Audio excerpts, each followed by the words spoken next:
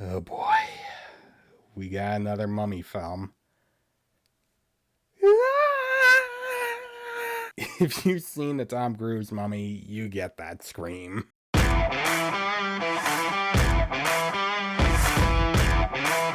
Hey guys, this is Jason. I'm reviewing a new mummy movie.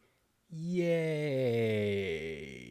This time it is directed by Lee Cronin and is supposed to be a new and different take on the mummy story. And it's about a family that has been mourning the loss for 8 years after losing their daughter who got kidnapped in Egypt. And around that time they thought she was dead until they get a call from the police saying that she's alive and has been trapped inside the sarcophagus. But she starts acting weird and doing some gross things where they soon realize that something has been possessing her for a long time. Now, despite the fact that this mummy film is not from Universal, it is from Warner Brothers, I'm still gonna count it as another take on the mummy story, where we've had other takes on the mummy like the original film with Boris Karloff, or the remake with Christopher Lee, and of course the Mummy trilogy with Brendan Fraser, and of course Universal's attempt to try to make a shared monsters universe with the Tom Cruise mummy film that ended up failing miserably. And we are actually going to be getting another mummy movie from Universal, except it is going to be the fourth film with Brendan Fraser, this time directed by Radio Silence, which I'm actually kind of looking forward to that, if that ever happens, because it's possible it could get canceled or delayed for another year, so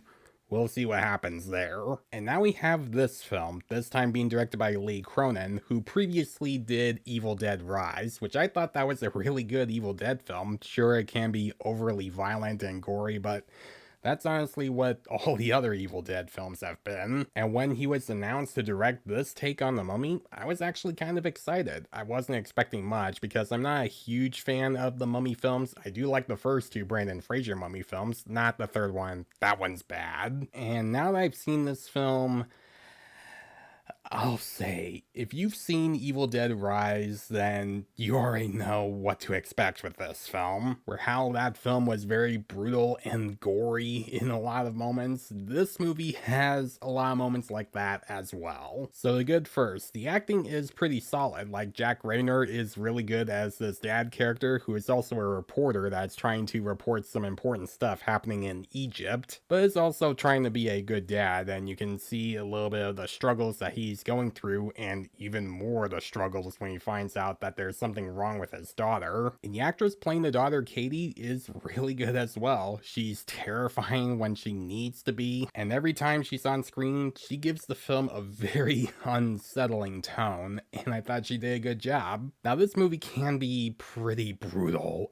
and there's a lot of bloody moments that happen, but it's also the kind where it can go too far, where sometimes it can cause a scene that's supposed to be unsettling and disturbing, but it will also feel like it's just there for the sake of being violent and gross, to the point where it can be way too disgusting. In particular, one scene involving a coffin that just, oh God, that was too much. Some of the violence I thought was good and definitely gives it a more dark tone, but there are also some moments that I thought were too disgusting and felt unnecessary, where it kind of reminded me of the Saw sequels and how those films were just violent for the sake of being violent. At least most of the sequels were like that, where they didn't have a purpose for being violent, they were just being violent just because. And this movie at times does feel like that, where it has some moments where it's just there to be violent and gross. And that made me have a very unpleasant experience while watching this film, and I've seen a lot of horror films with a lot of gore like the Evil Dead films, but this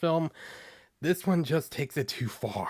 Now, as for the story, it really doesn't do much. It's really just the usual story where a family finds out that one member of the family gets possessed and they don't understand what's going on, where one of them tries to find an expert that's supposed to tell us all the exposition and explain to us what's going on, leading to some scenes where they try to figure out all the stuff on their own by looking at pictures and writing and books that are supposed to relate to all of this, and we we've seen this stuff done so many times in possession movies. I mean, just stuff like having a lazy exposition scene just to have one character explain to the character and the audience about what's going on instead of letting the character figure it out on their own. Like, it's just the usual story where a member of the family gets possessed by an entity and becomes a big problem. It's really the same story we've been seeing. The only difference is that this entity is a mummy. And as for the characters, there's really not much about them. They're just very boring characters that just have one trait about them. Like the dad character, played by Jack Reynor, is a reporter and is trying to understand what's going on with their daughter, and that's all he is in the film. And his wife, played by Lala Costa, is just a scared mother that doesn't understand what's happening, and that's all she is.